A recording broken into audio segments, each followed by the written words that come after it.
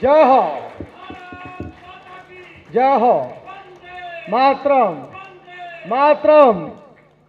बैठिए, बहुत बहुत धन्यवाद। आप ये जो लोग बाहर निकल रहे हैं ये फाउल कर रहे हैं, प्लीज बैठ जाइए।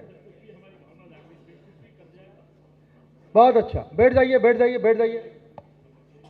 जो लोग निकल रहे हैं वो ठीक नहीं कर रहे हैं। डिसिप्लिन का पालन करना भी जरूरी है। और प्लीज बैठ जाइए, आदरणीय, बैठ जाइए। नाम लेऊंगा एक एक का, मैं मूर्तियां भी लगवा देता हूं। हाँ, बैठ जाओ। कैसा लग रहा है पहले तो ये बताओ।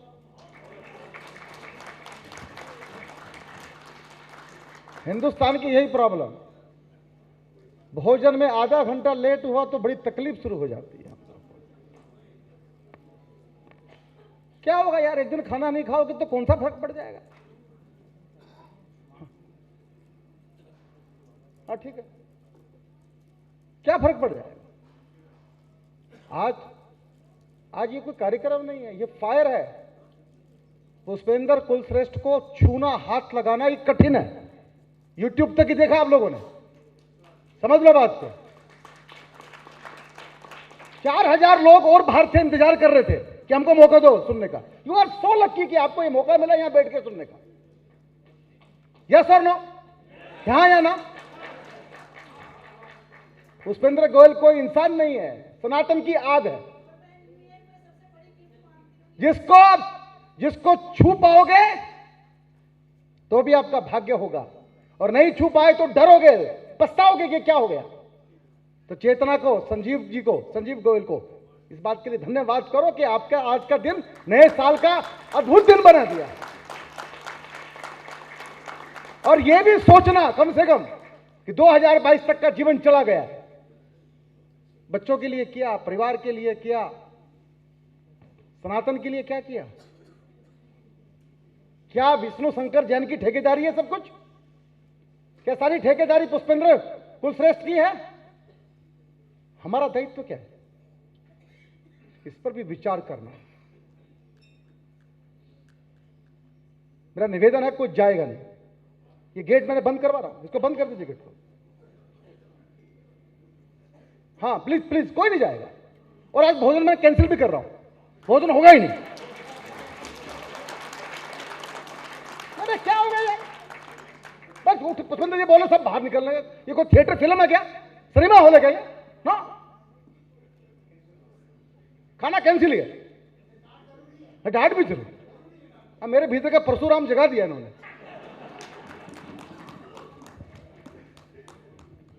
साथियों, जो करना करो, सब कोई नहीं जाएगा। बोलो क्या करना।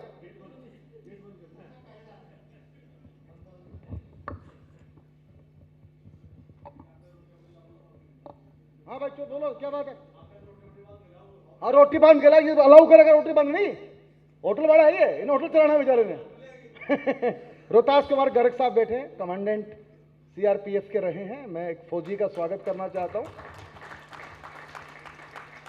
एकल से नरेश जैन, नीरज रायजादा, अखिल गुप्ता, अश्विनी अग्रवाल। अच्छा, भारत रक्षा मंच हरियाणा प्रदेश के भी अध्यक्ष हैं, सम्मान कर दो भाई एक शॉल से।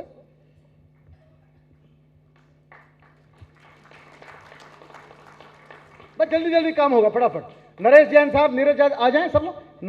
नीरज रायजादा, अश्विनी गुप्ता, अश्विनी अग्रवाल, राजेश चिल्लर एंड डॉक्टर एनके गोयल। ये सब एकल के वो लोग हैं जो एक एक स्कूल लेके जंगल जाते हैं, स्कूल चलाते हैं। इनके लिए तालियां जोरदार होनी चाहिए। ये भी सनातन के प्रहरी हैं, वहां जाके सनातन को बजाते हैं, मिशनरियों के साथ लड़ाई करते हैं। आपका सबका स्वागत करता हूं। गुरप्रीत नागपाल जी एचडीएफसी बैंक से बैठे हैं, उनका मैं स्वागत करना चाहता हूं। कहां है गुरप्रीत नागपाल? चले गए क्या नागपाल जी? हाँ, okay. And finally DCP sir बैठे हैं यहां पे, श्री गोस्वामी जी, पूरा नाम मैं भूल गया उनका, सुबोध गोस्वामी सर। हमारे डीसीपी सर आए हैं, एक बार तालियां बजानी चाहिए उनके लिए। दिल्ली पुलिस के बड़े अधिकारी हैं। आइए डीसीपी सर, आपका स्वागत करते हैं। पुष्पेंद्र भाई ने एक बड़ी बात कही थी कि खाकी में और काले कोट में भी कोई सनातनी मिल सकता है। कहा था कि नहीं कहा था? हाँ। आइए सर, डीसीपी सर आइए। कुछ लोग निकलने की कोशिश कर रहे हैं, मेरी निगाह में है सब कुछ। ये मैं समझ रहा कि मेरे ध्यान कहीं और भटक गया है। पूरा फोकस आपके ऊपर ही है, सबके ऊपर। हाँ हाँ, मैं करा रहा हूं ना जी। सब बैठ जाइए। हंसराज रल्हन जी का स्वागत है। गुरु जी प्रणाम। भाई कमाल है, तो आप पीछे क्यों बैठते हो यार? शुरू से बैठते हो, बहुत अच्छा। डीसीपी सर, आप बस कृपा बना के रखो हमारे ऊपर इस तरह की। बहुत बहुत स्वागत। आइए बैठिए। मित्रों, दो तीन संकट हैं छोटे छोटे, बाद में बताऊंगा। इससे पहले कि मैं चर्चा आगे बढ़ाऊं, एक बहुत बड़ा व्यक्तित्व यहां पर बैठे हैं और वो हैं डॉक्टर नंदकिशोर गर्ग। ना जाने कितनी संस्थाओं के जन्मदाता हैं। मेरा बेटा भी उनके कॉलेज में पढ़ा है। दूसरे बेटे के लिए गया तो बोले तू चिंता मत कर, इसका एडमिशन भी मैं करूंगा। उस तरह का रिलेशन रखते हैं, संबंध निभाने वाले। महाराजा अग्रसेन विश्वविद्यालय बना दिया जाके बद्दी में। पंजाबी बाग में 500 बेड का हॉस्पिटल चल रहा है। कितनी बड़ी सेवा की कोविड में, हम सबको पता। और केवल इतना ही नहीं किया, रोहिणी की कायाकल्प कर दी। रोहिणी का सबसे best institution, not only Rohini का, भारत का एक बड़ा संस्थान महाराजा अग्रसेन इंजीनियरिंग कॉलेज, जिसमें ना जाने कितने बच्चों के जीवन बदल दिया है। कहां कहां विद्यार्थी पहुंच गए, कोई अमेरिका, कोई इंग्लैंड, कोई फ्रांस। ऐसा बड़ा काम डॉक्टर नंदकिशोर गर्ग ने किया है। नंदकिशोर जी गर्ग के बारे में मैं आधा घंटा बोल सकता हूं, पर समय इजाजत नहीं देता। और एक मुझे आज लगा पुष्पेंद्र जी को ये आधा दिन का सेमिनार बंद करना पड़ेगा जी। पुष्पेंद्र जी के तो फुल डे चाहिए। हमारी तो लगता था कि प्यास अभी छोड़ दी हमने, अभी तो और बोलना चाहिए भाई साहब को। पता नहीं 2 घंटे से बोल रहे हैं। कमाल ही है भाई साहब का।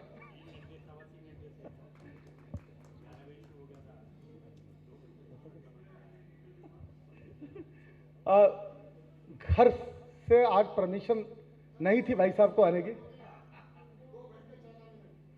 हाँ बिल्कुल बोले भाई साहब, बिल्कुल ठीक कहा आपने। तो मैं चाहता हूं कि हम लोग अगला कार्यक्रम भाई साहब का बड़े स्टेडियम में करें, ताल कटोरा जैसा बुक करें। मोहन भाई आप बैठे, आपके लिए तो कोई भी चीज असंभव नहीं है। हाँ, अपन कर सकते हैं। आइए एक बार हम आदरणीय नंदकिशोर गर्ग जी को बुलाना चाहते हैं। भाई साहब यहां तक आए, पहले हम उनका सम्मान करेंगे, फिर उनका अध्यक्षीय भाषण सुनेंगे और फिर भाई साहब भोजन के बाद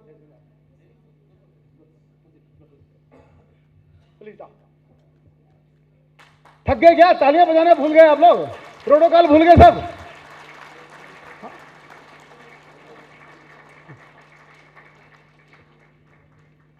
भाई सारी चीज, हाँ शौक तो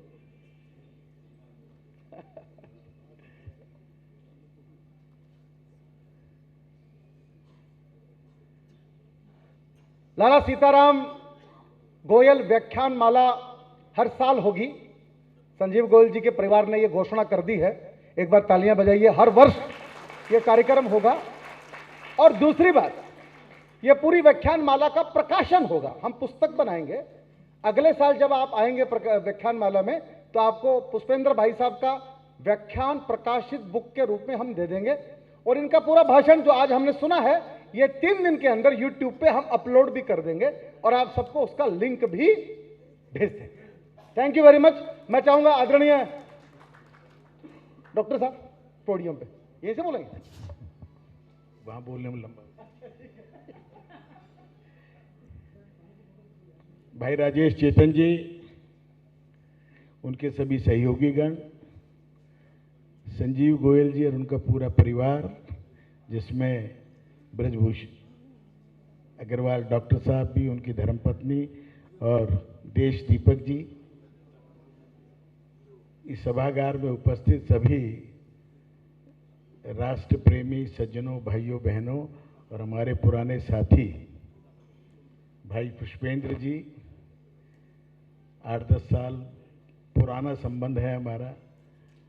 एक चैनल पर बहस में मिला करते थे और एक ही विचार के थे। बेशक ये पाकिस्तानी टीवी के एम्प्लॉई थे, परंतु विचारों से शुद्ध भारतीय।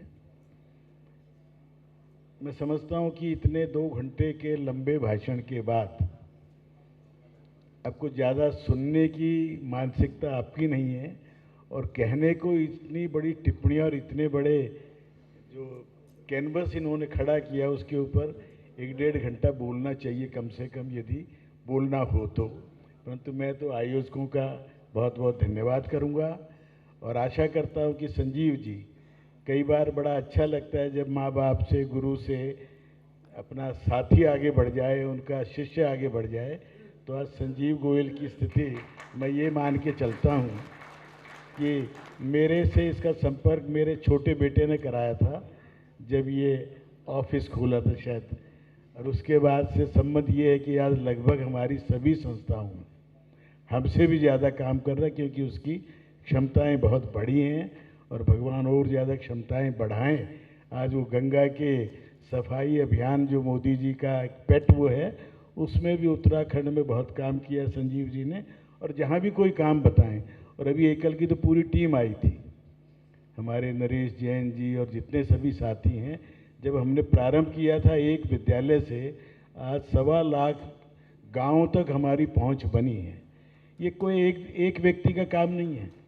एक नरेंद्र मोदी जी के साथ साथ 95 साल से 97 साल से उसी विचार को लेकर अनेकों लोग लगे हुए हैं।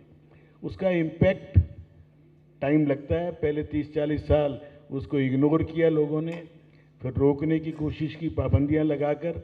उसके बाद भी जब नहीं रुका तो इमरजेंसी थोपी गई थी। उस इमरजेंसी में भी सभागार में उपस्थित शायद ही कोई ऐसा व्यक्ति हो जिसने उसका खुल के विरोध किया। हमारे जैसे नौजवान जो एमएससी करके आए थे, विरोध करते करते तिहाड़ जेल पहुंच गए, और उस समय कहते थैला रिहाई होगी। कितना बड़ा संकट था उस समय कि लोग ये कहते हैं क्या बेवकूफ़ी कर रहे हो आप, सत्याग्रह कर रहे हैं और आप तो निकलेंगे नहीं, आपकी अस्थियां निकलेंगी। तो वो दूसरी आज़ादी मैं समझता हूँ वो थी, जिसके कारण से आज फिर लोकतंत्र है।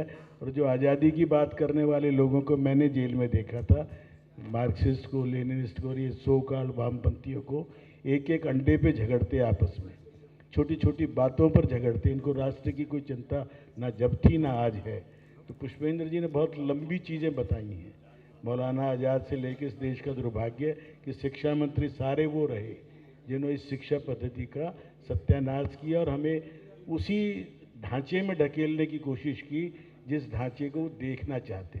परंतु इस देश का सौभाग्य है, बीच बीच में आए थे सौभाग्य, अच्छे भी आए, VKRV राव साहब आए थे, डॉक्टर मुरली मनोहर जोशी आए थे। परंतु आज शिक्षा मंत्री का महत्व नहीं है। आज शिक्षा मंत्री 3-4 बदल चुके हमारे, परंतु शिक्षा पद्धति में जो परिवर्तन है, जैसा अभी बताया था रामानुजम का, उसके खिलाफ लड़ाई लड़ी किसने? 95 साल के दीनानाथ बत्रा जी, जिन्होंने शिक्षा संस्कृति उत्थान और उसके साथ एक प्रचारक अतुल कोठारी, सारी लड़ाई कोर्टों में लड़ी और उसके माध्यम से वो टेक्स्ट बुक बदली। मैं समझता हूँ कि 2 साल में सारा ये इतिहास जो गलत पढ़ाया जा रहा था, ये परिवर्तन होगा। आप लोगों का जैसे पुष्पेंद्र जी थोड़ा इशारा किया और मैं थोड़ा उसको, चाणक्य की बात बहुत आई थी। चाणक्य ने एक बात कही थी, उस समय भी सेल्यूकस ने अपनी लड़की दी थी चंद्रगुप्त के लिए, विवाह कराया था, परंतु एक शर्त लगाई थी उन्होंने कि विवाह कर सकते हो चंद्रगुप्त, इसकी संतान आपकी गद्दी पर नहीं बैठेगी। ये एग्री करती है नहीं करती है? अगर ये तैयार हों सेल्यूकस कि इनका बेटा कभी राज्याधिकारी नहीं बनेगा तो मैं आपको अनुमति दूंगा इस विवाह की। तो आज का आपके सामने फिर है वही इतिहास दोहराया जा रहा है। कांग्रेस की बताई 1910 तक कांग्रेस के अध्यक्ष अंग्रेज थे, बीच बीच में दादा भाई नौरोजी और वो बने हैं, परंतु 1910 तक। तो आज आपके सामने फिर वही दुविधा है। भारत को जोड़ने के लिए कौन व्यक्ति निकला हुआ है? जो विदेशी महिला से पैदा हुआ है, जो पारसी है, मुसलमान है, हिंदू है, ईसाई है। आज तक कुछ किसी को नहीं मालूम। कोई ऑथेंटिक कोई बता सकता हो तो मैं उसको काफ़ी बड़ा इनाम देने को तैयार हूँ कि उसका, परंतु वो व्यक्ति इस देश की जड़ों से जुड़ा हुआ नहीं है। इसलिए मोदी जी को तो कोई खतरा नहीं जब तक वो जीवित है। जब तक वो पप्पू जीवित है, जब तक कोई खतरा नहीं है, जितनी मर्जी चुनाव लड़ें और कितने ही विदेशी शक्तियां उसके अगेंस्ट हो जाए, आज पूरी विदेशी शक्तियां हराने पे लगाने पे लगे हुए हैं। परंतु एक घटना आपने कतार के अंदर फुटबॉल मैच देखा था, कौन हारे कौन जीते खेल में रोज होता है।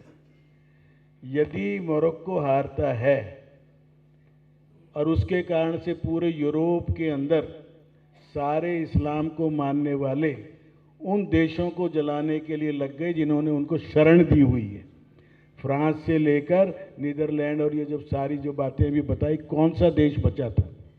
तो टीमों में यदि हार जीत हुई होगा तो उनकी प्रवृत्ति क्या है, उनकी सोच क्या है, वो बहुत स्पष्ट है। आप लोग इस चीज़ को देखिए, और ये जो जातिवाद का जहर समाप्त करने के लिए बहुत लोग लगे हुए हैं, और उसमें सबसे ज़्यादा मैं समझता हूँ योगदान जिस संगठन से मैं मूलतः जुड़ा हूँ, मैं भाजपा का मूलतः कार्यकर्ता नहीं हूँ। भाजपा से 6-7 बार चुनाव लड़ा, 20 लड़ाए होंगे, 3-4 बार जीता, परंतु मैं मूलतः राष्ट्रीय स्वयंसेवक संघ का कार्यकर्ता हूँ, जिसके मूल में जातिवाद के अगेंस्ट, जातिवाद जहर है, ये पहले दिन से ही कल्पना थी। और वो एक डॉक्टर हेडगेवार जी ने, जो खुद डॉक्टर होते हुए, वो भी ब्रजभूषण जी की तरह डॉक्टर थे, परंतु उन्होंने देश की इलाज करने के लिए अपने डॉक्टरी पेशा एक दिन भी नहीं किया था। और इसीलिए मैं तो मोदी जी को भी अभी चिट्ठी लिखी है कि जेएनयू के अंदर एक मेडिकल कॉलेज बन रहा है। जेएनयू जहाँ टुकड़े टुकड़े वाले लोग थे, 2-3 साल में दबे खत्म हो जाए, उस मेडिकल कॉलेज का नाम मैं डॉक्टर केशवराव बलीराम हेडगेवार जी के नाम पर रखने की चिट्ठी लिखी है, कि जिसने राष्ट्र की उन सब चीज़ों को जिनके ऊपर इशारा भाई पुष्पेंद्र जी कर रहे थे, उनको ठीक करने के लिए जो एक संगठन चलाया था, भारत भूषण जी और जगदीश जी, इस मुहिम को चला के आप इतनी चिट्ठियां लिखवा दो मोदी साहब को और राष्ट्रपति को कि ये जल्दी से जल्दी ये काम हो, राष्ट्रवाद को मजबूत कर दें, व्यक्ति अपने आप ठीक हो जाएंगे। कोई भी चुना जाएगा, मैंने 10 साल पहले कहा था जगदीश जी को, कंपटीशन होगा पॉलिटिकल पार्टियों में, जिस दिन हिंदू 95 करोड़ जिसकी बात कर रहे हैं, वो जिस दिन एक बार सोचना शुरू कर दे किसको वोट नहीं चाहिए मेजोरिटी का, कब तक अंदर कोई मुसलमान के वोट से आदमी बन सकता, नहीं बन सकता। लोकतंत्र है, जब तक हिंदू को इग्नोर नहीं कर सकते, और लोकतंत्र के अंदर सिर गिने जाएंगे, दिमाग नहीं गिना जाए। इसलिए आप सिरों को अपने साथ रखिए, जातियों से ऊपर उठिए, जैन वैष्णव का भेद छोड़िए, और ऐसे ऐसे निकम्मे सीएम को भी कई बार, यहाँ अधिकांश वो लोग बैठे हैं जो अपने आप को बनिया अग्रवाल कहते हैं, 90% हैं, और जिन्होंने ऐसे गलत व्यक्ति को दिल्ली के ऊपर थोपने में मदद की हुई है, इनमें से अपने अपने दिल पर हाथ रख कर पूछिए, आप में से 50% से ज़्यादा वो लोग हैं जो 2013 या 15 में उस गलती के शिकार हुए थे। कृपा करके आगे से उस गलती को ना दोहराएं। केवल देश, केवल राष्ट्र, और मैं कह रहा हूँ राष्ट्र भी, आज पूरा विश्व आपको देख रहा है, विश्व का सर्वश्रेष्ठ आज प्रधानमंत्री आपका है, इसका गर्व है, परंतु वो आपकी तरफ देख रहे हैं, जो आज जेलेंस्की से भी बात कर सकता है, पुतिन से भी बात कर सकता है, जो सबके अंदर शांति की बात कर सकते हैं, वो ताकत उसको और दे दीजिए, उसको अपने लिए कुछ नहीं चाहिए। माँ का संस्कार करके 3 घंटे के बाद फिर ड्यूटी पर हो, नंगे पैर हो, उसके बाद भी हमें सोचना चाहिए। बिल्कुल आंखें बंद करके अंधश्रद्धा भी करनी पड़े तो कम से कम 2024 में एक बार फिर से 303 को 400 के ऊपर पहुंचा दीजिए, सारे देश की समस्याएं ठीक होनी शुरू हो जाएंगी। लगेंगे, विजन है 2047 का, चुनाव की तो बात ही नहीं करता, अगले चुनाव की तो बात ही नहीं कर रहा है। 2047, बड़ा टारगेट, बड़ा दिल, बड़ा सोच, और आप भी तो वैसे उसी दिल वाले लोग हैं। दिल्ली वाले लोग छोटे छोटे लालचों में जाने वाले कुछ लोग हैं, कुछ फ्री की चीज़ें चाहने वाले लोग हैं, परंतु थोड़ा सा ध्यान देंगे तो चीज़ें समझ में आएंगी। राजेश जी, इनके सहयोगी और हमारे भाई संजीव, उनका पूरा परिवार, खास तौर पे उनका बेटा जो हमारा ट्रस्टी भी है सारे इंजीनियरिंग कॉलेज में, मैनेजमेंट में, यूनिवर्सिटी में, और अब वो हमें सुपुर्द कर रहे हैं उसको, अब वो पढ़ के आ गया, ताकि नौजवान टीम हमें चाहिए। जगदीश मित्तल जी मेडिकल कॉलेज के जनरल सेक्रेटरी हैं, मैं 15 साल वहाँ रहा, आजकल ये हमारा सारा इंजीनियरिंग कॉलेज, मैनेजमेंट, ये सब चलाने में लगे हुए हैं। आप में से भी जो व्यक्ति समय दे सकता हो, शिक्षा के क्षेत्र में रुचि हो, तो हमारे साथ जुड़ें। ट्रस्टी बनना कोई ज़रूरी नहीं, काम करने वाले लोगों की आवश्यकता है। राजेश जैन जब ये बिल्कुल नौजवान आया था, जब हमने इसकी उंगली पकड़ी थी, और आज ये देश के अंदर चेतना के माध्यम से, कवित्व के माध्यम से देश को जगाने का काम कर रहा है। इसके लिए बहुत बहुत साधुवाद। आप सबका बहुत बहुत धन्यवाद। डॉक्टर नंदकिशोर गर्ग जब बोलते हैं तो लगता है बोलते ही रहे। इतना, सर जी बैठ जाओ ना, सर जी आदरणीय। देखो इससे ज्यादा डांट डपट्टा नहीं हो सकता जितना मैं कर चुका हूं। मेरे चेतना के मित्रों ने मेरे को फंसा रखा है। उन्होंने कहा था बोर्ड की मीटिंग में, राजेश भाई हम सब तो हमको काम में लगा के रखता है, हमारा एक मन है कि हमारी एल्बम में अगर एक फोटो पुष्पेंद्र कुलश्रेष्ठ जी के साथ लग जाएगा तो वो एल्बम धन्य हो जाएगी। तो मैंने हाँ कर दी। मैंने गलत तो नहीं किया?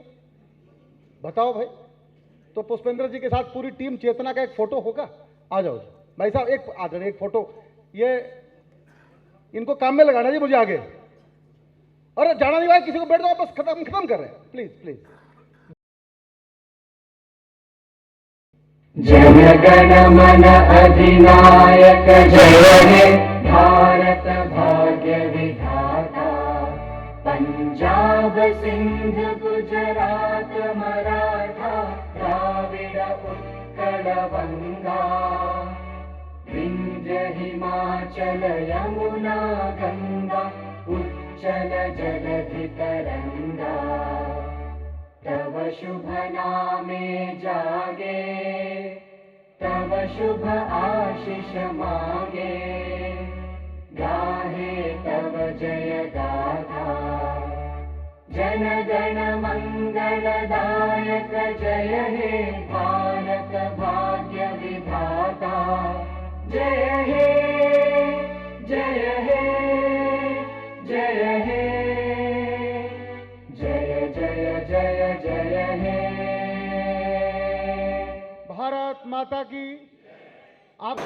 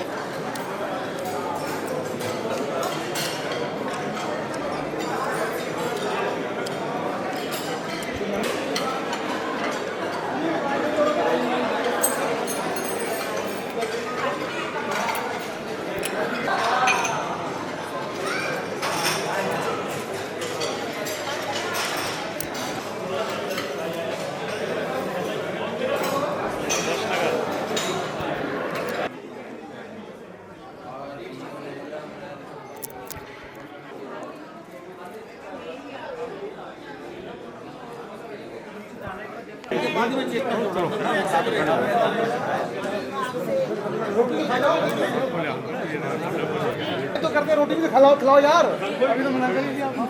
रोटी आपको मना किया, मुझे थोड़ी मना किया। तो नाश्ता भी नहीं करते हम लोग। मुझे पता नहीं।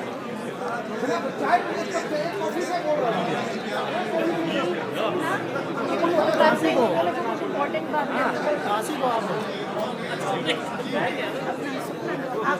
बार में की तरफ आता हूँ। वैसे मैं अभी तो फैमिली के साथ था, बार में की तरफ। हेलो।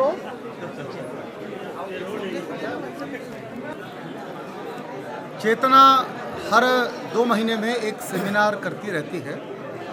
आज हमने सीताराम गोयल, लाला सीताराम गोयल स्मृति व्याख्यान माला का आयोजन किया था, जिसके मुख्य वक्ता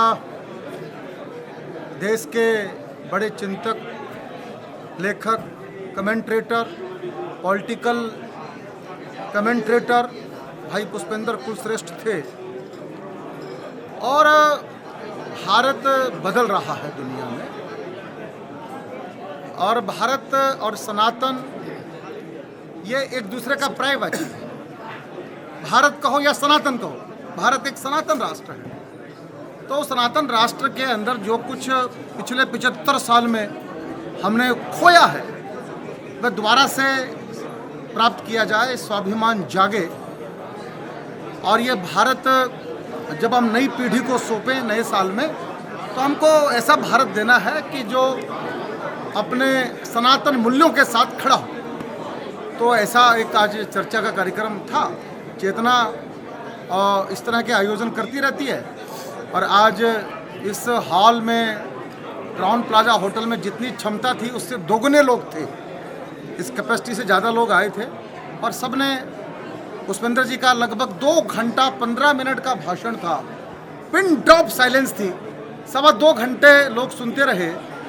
आज फिल्में बनती है, 2 घंटे की फिल्में नहीं बनती आजकल, छोटी छोटी फिल्में बनती है, लेकिन वो फिल्म भी लोगों को बांध नहीं पाती है। 2.25 घंटे लोग पुष्पेंद्र जी को एक टक सुनते रहे। तो इसका मतलब भारत बदल रहा है, भारत में राष्ट्रवाद जाग रहा है और वह काम राष्ट्रवाद के जागरण का चेतना कर रहे हैं। ठीक है, बस पर्याप्त।